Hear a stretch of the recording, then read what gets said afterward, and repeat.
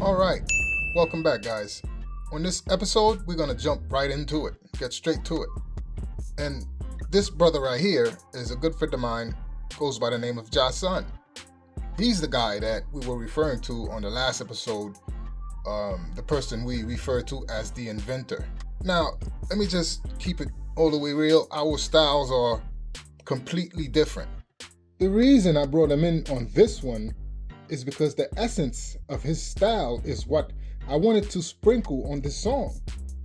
He certainly has done this for me in the past, and his contribution has elevated previous songs.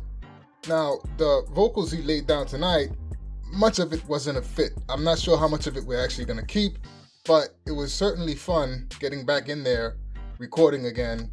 So let me take this time to introduce you to Jah-son and get a little of his backstory. Yeah, this is quote unquote the real Leon, aka Jah-son. So you're about to see a video. AKA the Inventor. AKA, right, true indeed. You're about to see a product that we're releasing. So give thanks in advance for your support. You'll see. And then I get back to explaining, exactly how it works and what's the need for it, even more importantly. Hi. Let me introduce you to the world's first patented multi-port system that allows you to safely conceal your headphone wires. Now what that means is you're at the gym, you're on the elliptical machine, you're on the treadmill, you're on the cycle, or you're jumping rope, and the wires get in your way. How frustrating is that? So I've developed a way to take the wires out of your way. It's simple. First, plug your headphone wires through the top port, then down through your shirt, and out the bottom port. Next, connect your listening device, and you're ready to go. So when I first came up with the idea, I had an armband on. So in a situation like this, I'd put it in through the top port, out through the shoulder port, and I plug it into my listening device. Then, I put a port on each side so it's ergonomically correct whether you're right or left. The export comes in two different styles, the export or the welted buttonhole that comes pre-installed in the garment. This is the real Leon signing off. I'll see you at the gym.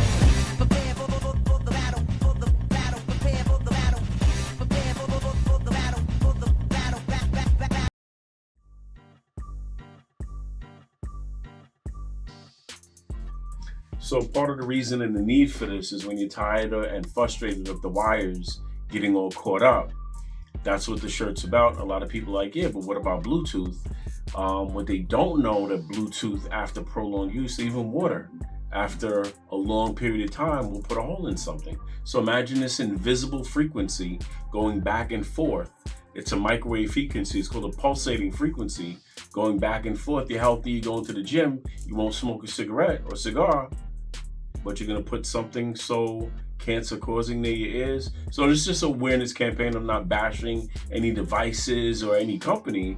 I'm just, bringing awareness so what, ask yourself, what are you putting near your ears? A lot of people are not even aware of the damage that the frequency is having, and that it's a microwave. What type of frequency is it? It's a microwave frequency. The microwave that you cook your food in that cooks from the inside out. Yeah. That's called the oscillating frequency. I heard somewhere recently that a group of people had their Bluetooth devices on and close quarters, and someone turned on the microwave and it interrupted the signal. How? Matter of fact, Joe Buttons was speaking about that. He was getting a haircut and he went to warm up the coffee. He had the wireless buzzers.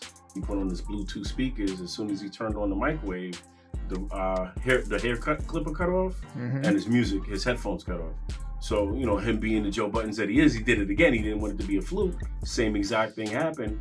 And I think his good friend told him that Joey, the barber, said that, there's studies on the tumors that these frequencies cause. So now they're not even calling it Bluetooth anymore. It's called wireless. So you got to go like 3 levels deep to find out exactly what it is. And once again, as I was saying, it's not an oscillating frequency, it's called a pulsating frequency. So it's going back and forth to your brain quickly, ever so subtly. Is this similar to the waves that cell phones that's emit? 5G. That's the new 5G, where that's even more deadly. The whole those waves right there. But in close quarters, so to speak, and in close proximity to one of the most vital organs in your body, your brain. Do you think the developers are aware of this at all? There's a lot of stuff that they're aware of that they're not letting the public know. Matter of fact, there hasn't been a SAR, and that's the radiation testing. You can look it up online, Google SARS radiation testing. There hasn't been an official test since back in the 90s because they really don't want you to know how detrimental these devices, as nice as this may be. But I kind of find it somewhat questionable that these new devices don't even have a port. This phone I'm using right now doesn't even have a port. The Bluetooth so is required. What they did is they couple a port, which is smart. You're conserving, you're giving other things more space. It's in the charging. So there's a charger and there's a little auxiliary jack that comes off of the charger for you to still wear your wired headphones. So whether you're using the Thunderbolt or you're using the new C, I think it's a USB-C charger, you can still get an auxiliary port even though they're not building them into the phone anymore. All right.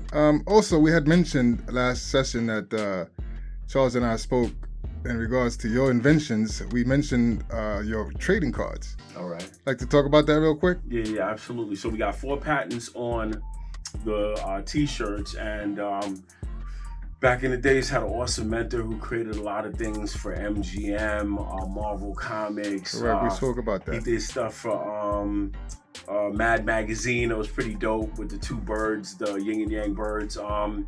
He actually, because I'm hip hop, so I came to him with an idea. Let's do something that nobody had done at the time that I know of, hip hop trading cards. So to commemorate all the people that gave their lives for this culture, and then all of the new cats that were out at the time, and as hip hop keeps growing, keep adding on to the cards, keep adding on, put the stats on the back. We turned it into a game where you could actually play the cards. I'm gonna display some of those cards as you give your audio. So. And then the first card he did was we may do like a different version of it just to put it out there, because everything we're gonna look to release as an NFT. Give thanks to Charles for putting us onto that. The first one was a Jam Master J card where he has Mount Nebo in the back, and how his spirit, because he passed away, is resonating now from Mount Nebo. And then as you see how he touched the wheels of steel, you see electricity coming from his finger. And then by his heart area, you see a heart and a lion coming out. So there's so much. Each card has so many different attention to details. Oh my gosh, bro! If you Listen, watch the like card, I said, you'll see something. I'm you come back and watch it another day. I'm gonna show a few of them, and I'm sure people are gonna see exactly how talented both of you guys are for putting these things together. It's putting your mind, body, and soul, and paying homage to the culture. That's what we did with these things. All right, blessed.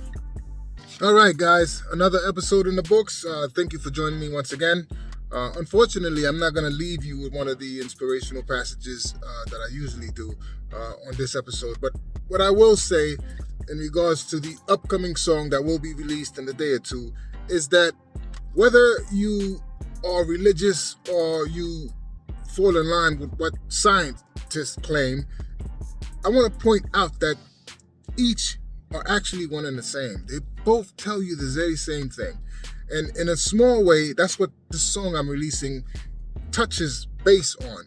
Now, if you're religious, you believe that your creator came down from the heavens to the earth and created you in his image and likeness, thereby giving you lineage to the heavens. Where did your creator come from? The heavens. Where is the heavens? There's no particular address listed. So let's just say the heavens is out there somewhere, okay? Out there somewhere for us in this physical realm is space.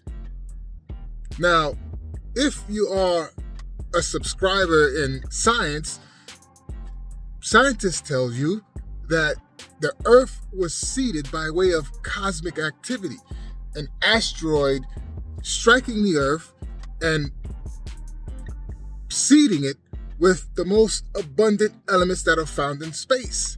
Okay? In this case, that would be oxygen, hydrogen, helium, carbon, and nitrogen. Now, if you don't know, all living things on a planet are carbon-based organisms. And with living things, the most abundant element that makes up their cell systems are the same elements that are found out there in space. So again, direct lineage to the cosmos. So then religion and science are not saying something 100 miles apart. It's essentially the same thing. And the song I'm releasing, when you hear the hook, it's essentially talking about you. You may have to pay attention a little closer than you would, because I never release songs that are talking about nothing. They all have a deeper meaning, and essentially you have to dig a little deep to fully understand what it is I'm trying to convey. Anyway, I just wanted to preface the release of this song and let you guys know it is indeed about you. All right? Thank you for joining me again, and I'll see you on the next episode. Bless.